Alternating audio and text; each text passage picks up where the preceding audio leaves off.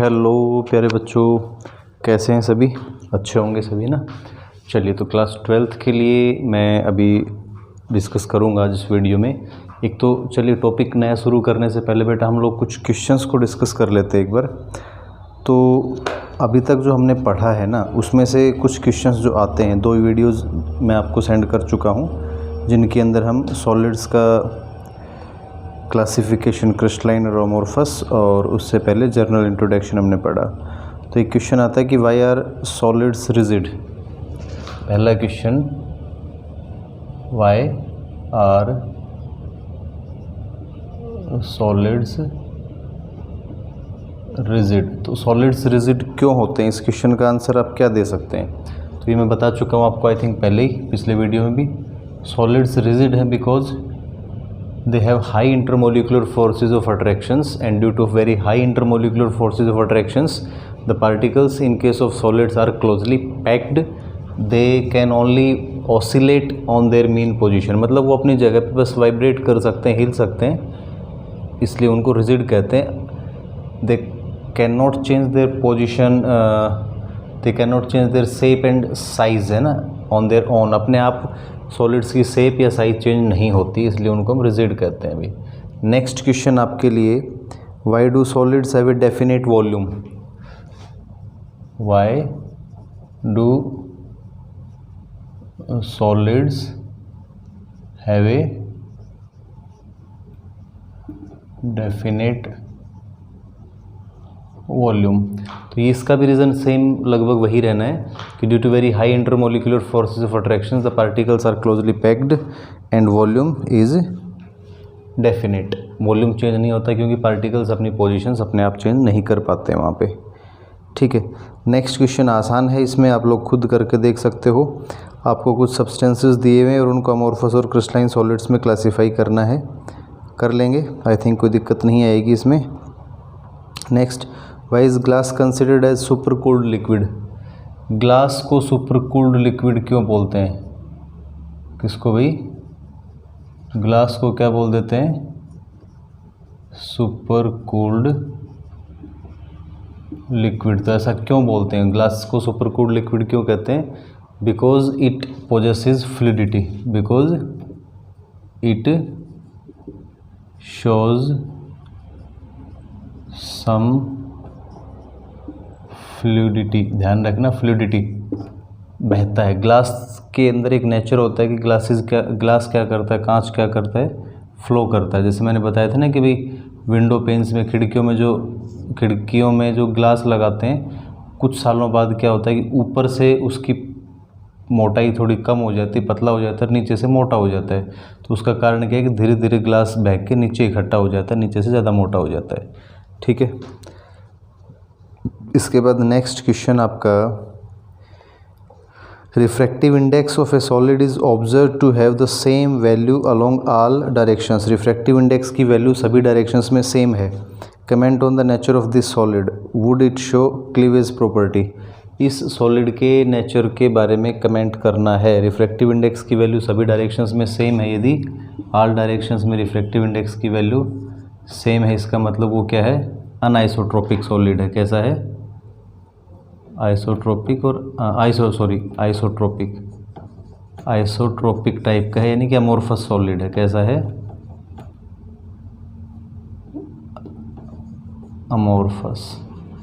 Amorphous solids isotropic nature के होते हैं और क्रिस्टलाइन सॉलिड्स अनआइसोट्रोपिक ना। और क्लीवेज प्रॉपर्टी शो नहीं करेगा, मतलब वहाँ पे इरेगुलर नहीं आएगा, irregular cleavage. Amorphous solids under को इरेगुलर क्लीवेज। ठीक है भाई, तो ये तो आपके क्वेश्चंस हो गए। इसके बाद नेक्स्ट टॉपिक हम स्टार्ट करते हैं, classification of crystalline solids. Next क्या डिस्कस करेंगे बेटा?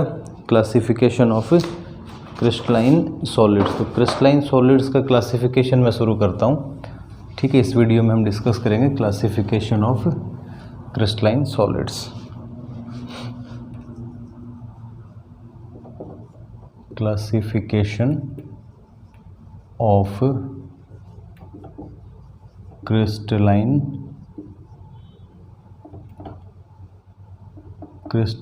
सॉलिड्स। अभी एक बात तो ये कि क्रिस्टलाइन सॉलिड्स और अमॉर्फस सॉलिड का डिफरेंस आप सबको अच्छे समझ में आ गया होगा, इंपॉर्टेंट है, ध्यान रखना, ठीक है बेटा। चलिए, तो अभी क्रिस्टलाइन सॉलिड्स क्या होते हैं, देखो बहुत सारे सॉलिड्स मेटल्स में जितने भी आते हैं मोस्टली सभी क्रिस्टलाइन नेचर में आते हैं। काफ़ी सारे नॉन मेटल्स भी क्रिस्टलाइन सॉलिड में आते हैं। आयोनिक कंपाउंड्स में साल्ट्स वगैरह ये सब क्रिस्टलाइन सॉलिड्स में आते हैं। तो मोस्ट ऑफ द सॉलिड्स जो हम डेली लाइफ में यूज़ करते हैं, हम देखते हैं उसमें ज़्यादातर सॉलिड्स क्या होते हैं भाई, वो क्रिस्टलाइन नेचर के होते हैं, अमॉर्फस कम ही होते हैं, ठीक है। तो क्रिस्टलाइन सॉलिड्स का क्लासिफिकेशन अब हम यहाँ पे डिस्कस करेंगे। क्रिस्टलाइन सॉलिड की डेफिनेशन तो सभी को ध्यान है ना, मैं फिर बता दूँ एक बार। The solids in which the constituent particles are arranged in a definite geometrical pattern, एक निश्चित तरीके से उनका अरेंजमेंट होता है कॉन्स्टिट्यूएंट पार्टिकल्स का, ऐसे सॉलिड्स को हम क्रिस्टलाइन सॉलिड्स बोलते हैं।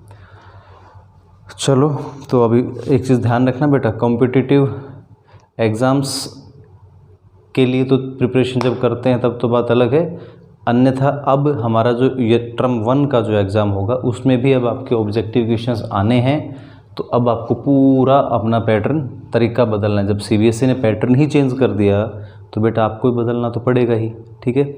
इसीलिए मैं कह रहा हूँ कि एनसीईआरटी बुक को line to line, word to word पढ़ मारिए, कोई दिक्कत नहीं है, कहीं कोई दिक्कत नहीं है कि पूरे 100 आउट ऑफ 100 लगा सकते हो एग्ज़ाम में। और मैंने नाम भी यही रखा है, टारगेट 100, और उसको हम पूरा करेंगे डेफिनेटली, है ना। कोई दिक्कत कहीं मेरे ख्याल से कहीं आएगी नहीं।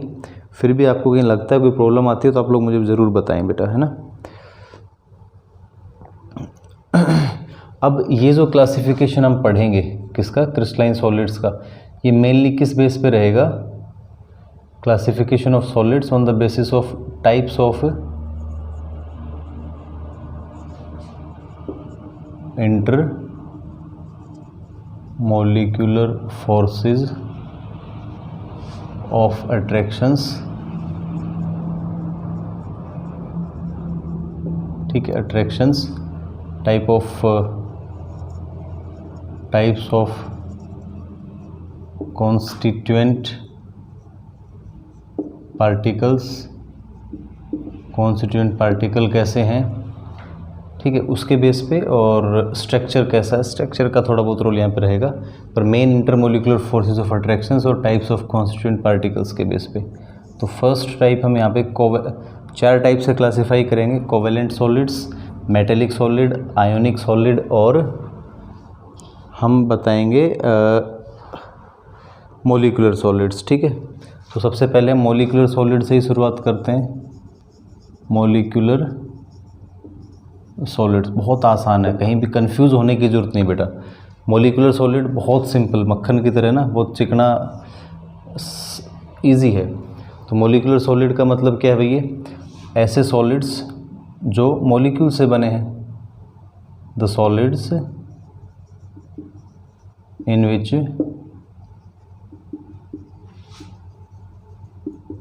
कॉन्स्टिट्यूएंट पार्टिकल्स आर सॉलिड्स, ठीक है भाई। ऐसे सॉलिड्स यहाँ पे कॉन्स्टिट्यूएंट पार्टिकल्स, ये क्या कर दिया भाई, पार्टिकल्स आर मॉलिक्यूल्स, सॉरी बेटा, मॉलिक्यूल्स, थोड़ा सा गर्मी ज़्यादा है। The solids in which constituent particles are molecules are called molecular solid, simple है, कोई दिक्कत नहीं है, मोलिकुलर सॉलिड्स। अब मोलिकुलर सॉलिड की टाइप्स डिस्कस करेंगे, इसकी टाइप्स, किसकी, मोलिकुलर सॉलिड्स की टाइप्स हैं भाई। तो मोलिकुलर सॉलिड्स की टाइप्स में पहला हम पढ़ेंगे पोलर मोलिकुलर सॉलिड्स। पोलर से पहले नॉन पोलर डिस्कस कर लेते हैं पहले। फर्स्ट में हम नॉन पोलर मोलिकुलर सॉलिड। तो अब ये भी नाम से ही पता लग रहा है, इसका मतलब यहाँ पे क्या है कि constituent molecules are non-polar in nature। Polar और नॉन पोलर का मतलब समझते हो, ठीक है ना। जहाँ जैसे भाई हाइड्रोजन मोलिक्यूल है, ये कैसा है, नॉन पोलर है। HCl मोलिक्यूल कैसा है, पोलर है, क्योंकि यहाँ पे क्या होता है, इलेक्ट्रोनेगेटिविटी डिफरेंस की वजह से पोल फॉर्मेशन हो जाता है। तो हम नॉन पोलर मोलिकुलर सॉलिड्स की बात कर रहे हैं कि भाई ऐसे सॉलिड्स जो कैसे होते हैं, नॉन पोलर टाइप के होते हैं। तो इसमें आप हाइड्रोजन दे सकते हो सॉलिड फॉर्म में यदि हो तो, क्लोरीन है या आयोडीन है ना, क्लोरीन है या आयोडीन। आयोडीन सॉलिड फॉर्म में इजीली मिल जाता है। तो नॉन पोलर मोलिकुलर सॉलिड्स की डेफिनेशन क्या हो जाएगी आपकी, जहाँ पे कॉन्स्टिट्यूएंट मॉलिक्यूल्स कैसे नेचर के होते हैं, नॉन पोलर टाइप के होते हैं। और इसलिए यहाँ पे जो इंटरमोलिकुलर फोर्सेस ऑफ अट्रैक्शंस हैं पार्टिकल्स के बीच में, जैसे एक आयोडीन मॉलिक्यूल, दूसरा आयोडीन मॉलिक्यूल, तीसरा आयोडीन मॉलिक्यूल, तो इनके बीच में जो फोर्सेस ऑफ अट्रैक्शंस होंगे आपस में, वो कौन से फोर्स ऑफ अट्रैक्शन होंगे भाई, नॉन पोलर मोलिकुलर सॉलिड्स में वीक वंडर वाल्स फोर्सेस या डिस्पर्सन फोर्सेस कह सकते हो, डिस्पर्शन फोर्सेस है ना। तो हमें ध्यान होगा इंटरमोलिकुलर फोर्सेस की types, polar dipole interaction, dipole induced dipole, और डिस्पर्सन या London force, ion dipole, ion induced dipole interactions, और हाइड्रोजन बॉन्डिंग। तो उसमें से डिस्पर्सन फोर्स या लंडन फोर्स यहाँ पे रहेगा सबसे वीक वाला, जो नॉन पोलर मॉलिक्यूल्स के बीच में होता है। और इसलिए देखो अभी क्योंकि मॉलिक्यूल्स से बने हैं और नॉन पोलर मॉलिक्यूल्स से, तो जब प्रॉपर्टीज़ की बात करेंगे इनकी, किसकी भाई, प्रॉपर्टीज़ की, तो प्रॉपर्टीज़ में क्या आएगा, bad conductor of heat and electricity, क्योंकि यहाँ पे ना तो इलेक्ट्रॉन्स हैं फ्री ना आयंस है, तो प्रॉपर्टीज़ को मैं वैसे ही बता रहा हूँ, आप लोग ध्यान रख लेंगे। बेड कंडक्टर ऑफ, या इंसुलेटर्स भी आप कह सकते हो normally, bed conductors of heat and electricity, ठीक है भाई। और ये ज़्यादातर क्या रहेंगे, सॉफ्ट, बहुत ही सॉफ्ट सॉलिड या गैसियस स्टेट में एग्जिस्ट करेंगे, रूम टेम्परेचर और प्रेशर पे गैसियस स्टेट में रहेंगे, वोलाटाइल लिक्विड होंगे या बहुत सॉफ्ट सॉलिड रहेंगे, ठीक है। तो ये तो बात होगी हमारी नॉन पोलर मोलिकुलर सॉलिड्स की। उसके बाद पोलर मोलिकुलर सॉलिड्स, तो पोलर मोलिकुलर सॉलिड में क्या हो जाएगा भाई, बस इतना ही मैंने किया है। Polar molecular solid second type उसका, वहाँ पे constituent molecules are polar in nature, polar in nature. तो जब पोलर नेचर के हैं तो क्या हो जाएगा भाई, इसका मतलब उनके बीच में जो इंटरमोलिकुलर, जैसे HCl है, सॉलिड फॉर्म में HCl ले लें, तो HCl मॉलिक्यूल्स आपस में क्या करेंगे, इनके बीच में डाइपोल इंटरेक्शन होगा। कौन सा फोर्स ऑफ अट्रैक्शन रहेगा बेटा यहाँ पे, डाइपोल इंटरेक्शन रहेगा। SO2 भी दिखा सकते हो आप, अमोनिया दिखा सकते हैं ना इसमें हम सॉलिड फॉर्म में। तो ये इस तरह के सॉलिड्स रहेंगे जहाँ पे कॉन्स्टिट्यूएंट मॉलिक्यूल्स पोलर नेचर के होते हैं, पहली बात तो। और फिर जब पोलर नेचर के हैं तो उनका जो हार्डनेस है, ऊपर वाला जैसे अभी इससे पहले हमने बताया था नॉन पोलर मोलिकुलर सॉलिड, उससे थोड़े से हार्ड रहेंगे। हाँ, इलेक्ट्रिसिटी के और हीट के ये भी बहुत ज़्यादा अच्छे कंडक्टर नहीं होंगे, क्योंकि यहाँ भी फ्री इलेक्ट्रॉन्स या आयंस अवेलेबल नहीं होते, इसलिए इनके अंदर भी इलेक्ट्रिसिटी कंडक्ट नहीं होगी, ये ध्यान रखने वाली बात है, ठीक है भाई। इसके बाद थर्ड टाइप जो इसमें आती है, C टाइप, वो हम लिखते हैं hydrogen bonded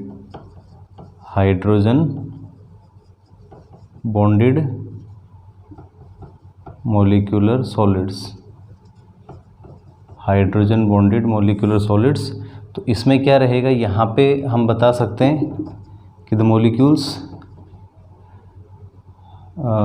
hydrogen bonds are formed, H bonds are formed between the molecules। Hydrogen bond अब कैसे बनते हैं वो चीज़ समझ में आने बहुत ज़रूरी है। जैसे वाटर है, सॉलिड स्टेट में हमने वाटर लिया तो वाटर मॉलिक्यूल एक दिखाया हमने, ऐसे दूसरा वाटर मॉलिक्यूल दिखाएं तो बहुत सारे वाटर मॉलिक्यूल पास पास रहते हैं। वाटर मॉलिक्यूल में तुम्हें पता है कि ऑक्सीजन पे स्लाइट नेगेटिव और इन हाइड्रोजन एटम्स पे स्लाइट पॉजिटिव चार्ज रहता है, वो सब में रहेगा। यहाँ भी स्लाइट पॉजिटिव चार्ज है सभी पे। तो अब क्या होता है, हाइड्रोजन बॉन्डिंग एक special type of intermolecular force of attraction होता है जो सिर्फ हाइड्रोजन और F, O या N इन तीन एलिमेंट्स के साथ हो सकता है। मतलब जब हाइड्रोजन कोवेलेंटली बॉन्डेड हो फ्लोरीन के साथ, ऑक्सीजन के साथ या नाइट्रोजन के साथ।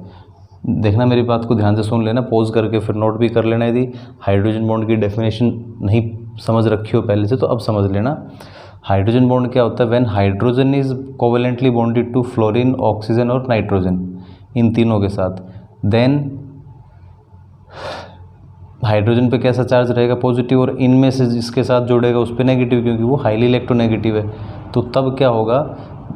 Hydrogen atom of one molecule, जैसे हम HF दिखाएं, ठीक है भाई, और एक हम H2O ही दिखा रहे हैं, मान लो H2O, तो इधर इस पर स्लाइट पॉजिटिव चार्ज है, इस पर स्लाइट नेगेटिव, इधर ऑक्सीजन पे स्लाइट नेगेटिव है। तो एक मॉलिक्यूल का पॉजिटिव एंड, पॉजिटिव पोल दूसरे मॉलिक्यूल के नेगेटिव पोल के साथ, नेगेटिव एंड के साथ अट्रैक्शन करेगा, जिसको हम हाइड्रोजन बॉन्ड कहते हैं। ठीक है, समझ में आ गया होगा? इसको हम क्या कहते हैं? हाइड्रोजन बॉन्ड कहते हैं भाई। फिर अब आगे बात करें हम कि तो यहाँ भी वही चीज़ होगी, एक मॉलिक्यूल का नेगेटिव एंड दूसरे का पॉजिटिव एंड, इनके बीच में इस तरह से आप डॉटेड लाइन से दिखा सकते हो कि ये एक अट्रैक्शन होगा, जिसको हम हाइड्रोजन बॉन्डिंग कहेंगे। और ये एक प्रकार से डाइपोल डाइपोल अट्रैक्शन ही है, क्योंकि अपोजिट पोल्स के बीच का अट्रैक्शन तो डाइपोल डाइपोल में आ जाएगा। इनकी जब हार्डनेस की बात करेंगे तो ये intermolecular force of attraction, dispersion force और डाइपोल वाला जो था उससे थोड़ा सा स्ट्रॉन्ग है, डिस्पर्सन से तो काफ़ी स्ट्रॉन्ग है। और पोलर मोलिकुलर सॉलिड्स में जो डाइपोल डाइपोल इंट्रैक्शन होता है उससे भी थोड़ा सा ये स्ट्रॉन्ग है, तो इसलिए ये और थोड़ा सा हार्ड होंगे। रूम टेम्परेचर पे ये भी हालांकि सॉफ्ट सॉलिड्स की फॉर्म में एग्जिस्ट करेंगे या लिक्विड स्टेट में एग्जिस्ट करेंगे। ठीक है, इलेक्ट्रिसिटी के बेड कंडक्टर रहेंगे, हीट के बेड कंडक्टर रहेंगे, क्योंकि इनमें इलेक्ट्रॉन्स या आयंस अवेलेबल नहीं हैं। ठीक है भाई, तो ये तो आपके हो गए मोलिकुलर सॉलिड्स। इसके बाद हम नेक्स्ट जो सेकंड टाइप लेते हैं वो हम बात कर लेते हैं आपके आयोनिक सॉलिड्स। ले लो पहले, एक ही बात है, कोई ज़्यादा दिक्कत वाली बात नहीं है। आयोनिक सॉलिड्स, तो नाम से ही पता लग रहा है क्या रहेगा? Constituent particles are oppositely charged ions, oppositely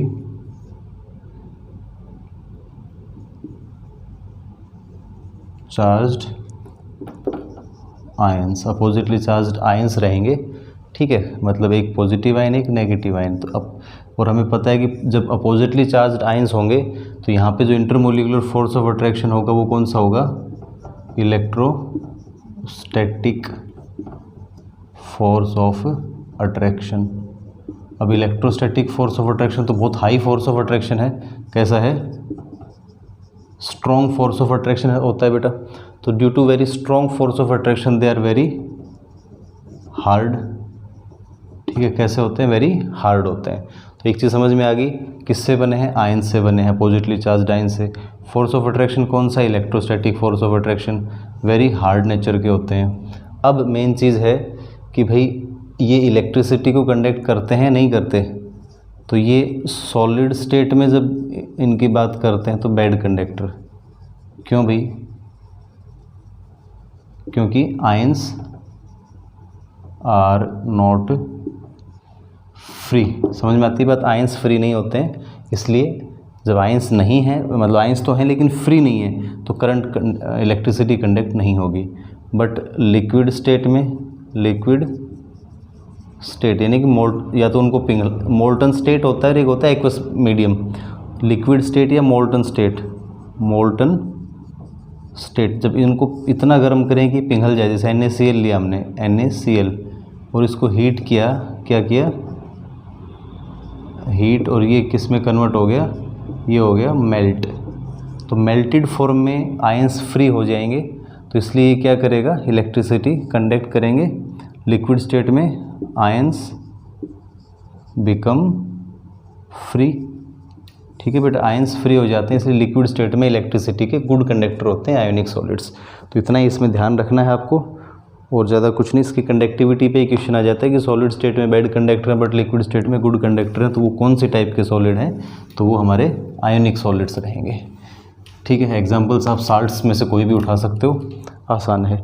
इसके बाद मेटेलिक सॉलिड्स की बात करें, हाँ, इसमें आयोनिक सॉलिड में एक चीज़ और थी, हार्ड एंड ब्रिटल नेचर के होते हैं। हार्ड और आयोनिक सॉलिड्स, आयोनिक सॉलिड्स कैसे होते हैं? Hard and brittle. तो ब्रिटल का मतलब क्या होता है कि यदि उनको हम हैमरिंग करें या प्रेशर फोर्स अप्लाई करेंगे तो वो बिखर जाते हैं, स्कैटर हो जाते हैं, चूरा चूरा हो जाता है, ठीक है। जैसे मेटल्स में मेलेबल होते हैं, उनको यदि पीटें हैं थोड़े से तो फैल जाते हैं, चादर में कन्वर्ट हो सकते हैं, they can be converted into thin sheets, metal sheets, malleability.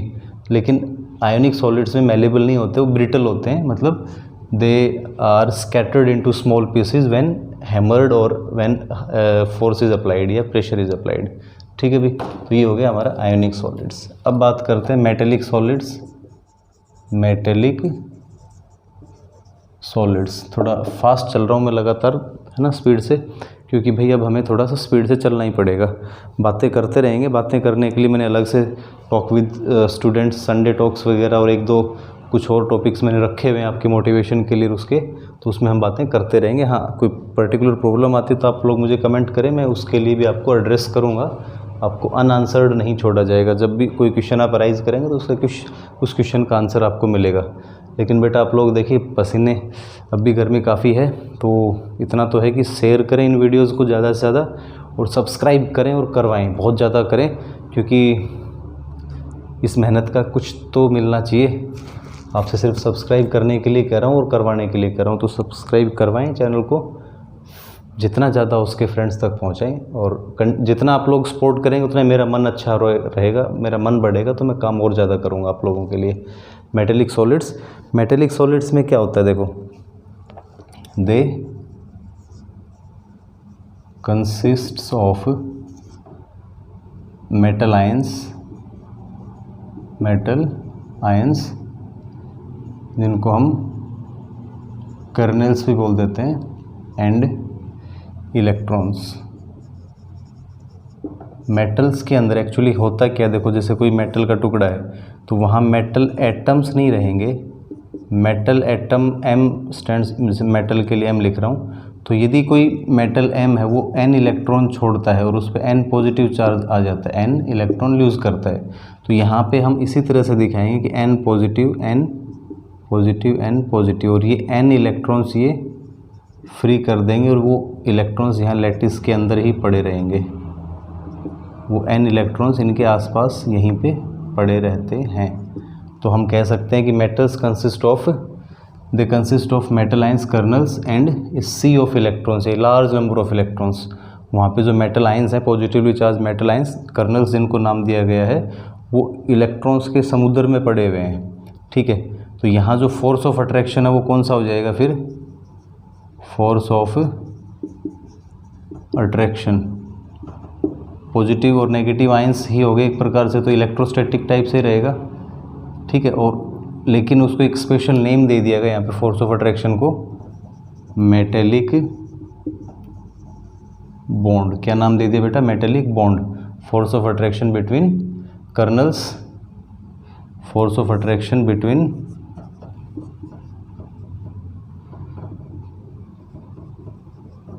Colonel's and electrons. ध्यान रखना, तो मेटेलिक बॉन्ड की डेफिनेशन यदि कोई आपसे पूछे कि मेटेलिक बॉन्ड क्या होता है, तो आप बता सकते हो कि force of attraction between colonel's and electrons is called metallic bond. अब बात आती है कि इनकी हार्डनेस, तो ये कैसे रहेंगे, हार्ड रहेंगे, मेटल्स हार्ड होते हैं, एक्सेप्ट कुछ जैसे मरकरी है या कुछ सॉफ्ट, सोडियम, पोटेशियम वगैरह, वहाँ पे मेटेलिक बॉन्ड वीक होते हैं, इसलिए वो सॉफ्ट होते हैं। ध्यान रखना, कुछ एक्सेप्शंस है तो वहाँ मेटेलिक बॉन्ड वीक होते हैं, इसलिए वो सॉफ्ट होते हैं। मेटेलिक बॉन्ड की जो स्ट्रेंथ है वो डिपेंड करती है नंबर ऑफ वैलेंस इलेक्ट्रॉन्स पे। तो जितने ज़्यादा वैलेंस इलेक्ट्रॉन होते हैं उतने फ्री इलेक्ट्रॉन ज़्यादा होंगे, मेटेलिक बॉन्ड स्ट्रॉन्ग होंगे और मेटल हार्ड होता है। फिर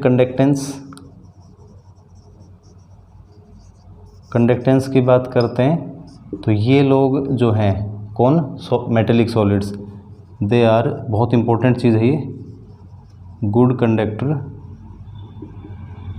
conductors of heat and electricity both in liquid and solid state. ध्यान रखना, सॉलिड स्टेट में भी और लिक्विड स्टेट में भी। सॉलिड स्टेट में क्या होता है, इलेक्ट्रॉन्स फ्री रहते हैं, ठीक है। लिक्विड स्टेट में भी इलेक्ट्रॉन्स फ्री रहते हैं, तो इलेक्ट्रॉन्स हमेशा ही फ्री रहेंगे, चाहे वो सॉलिड रहे या लिक्विड रहे। एक चीज़ यहाँ पे है कि टेम्परेचर यदि बढ़ाएं तो मेटेलिक कंडक्टर्स की कंडक्टेंस पे क्या इफेक्ट पड़ता है? टेम्परेचर बढ़ाने से कंडक्टेंस घटता है, ध्यान रखना। With increase in temperature, with increase in temperature conductance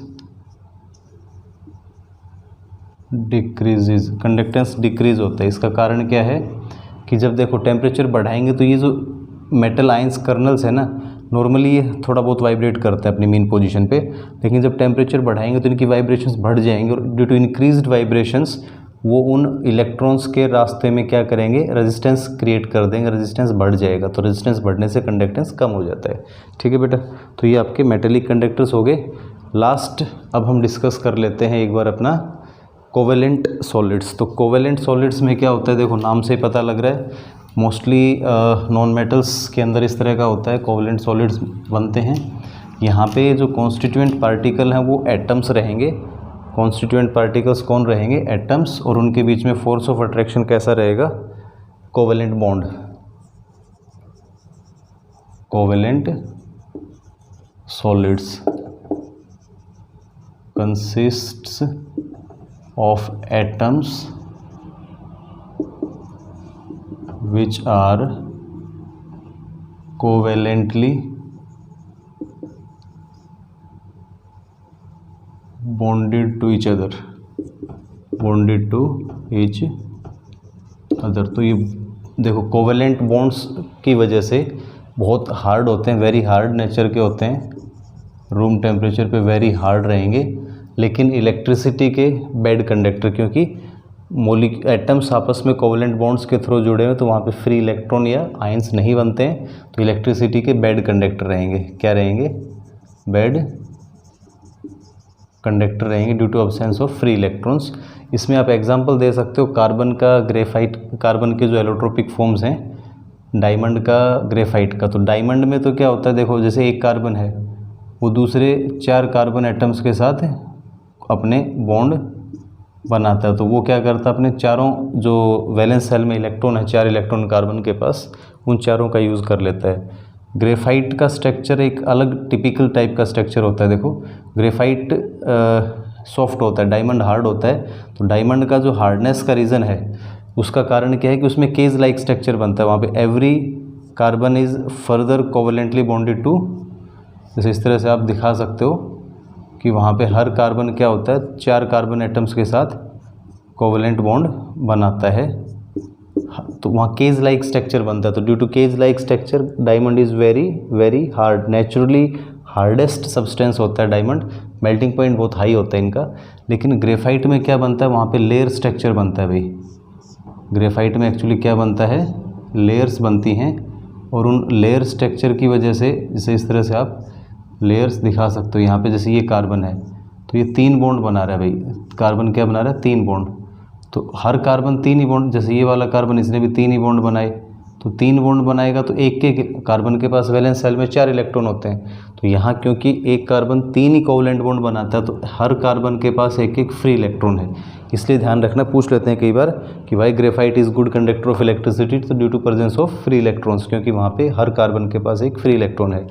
और लेयर स्ट्रक्चर्स बनती है, इस तरह की लेयर्स बनेंगी, और उन लेयर्स के बीच में जो फोर्स ऑफ अट्रैक्शन रहता है वो कौन सा फोर्स ऑफ अट्रैक्शन रहता है भाई, वीक वंडरवाल्स फोर्सेज ऑफ अट्रैक्शंस रहेंगे उनके बीच में, वीक वंडरवाल्स फोर्सेज ऑफ अट्रैक्शंस। तो इन लेयर्स के बीच में इस तरह से वीक फोर्स ऑफ अट्रैक्शंस होते हैं, तो ये लेयर्स एक दूसरे के ऊपर स्लिप हो जाती हैं इजीली। तो इसलिए ग्रेफाइट स्लिपरी नेचर का होता है, सॉफ्ट होता है, डायमंड हार्ड होता है। ध्यान रखना, डायमंड की हार्डनेस का कारण उसका केज लाइक स्ट्रक्चर है, यहाँ इसकी सॉफ्टनेस का कारण इसका लेयर स्ट्रक्चर है, जिसके तो लेयर्स के बीच में weak intermolecular forces of attractions होते हैं। गुड कंडक्टर है क्योंकि फ्री इलेक्ट्रॉन्स अवेलेबल हैं, एक कार्बन 3 ही बॉन्ड बनाता है। ये बैड कंडक्टर क्योंकि यहाँ पे कोई फ्री इलेक्ट्रॉन नहीं है।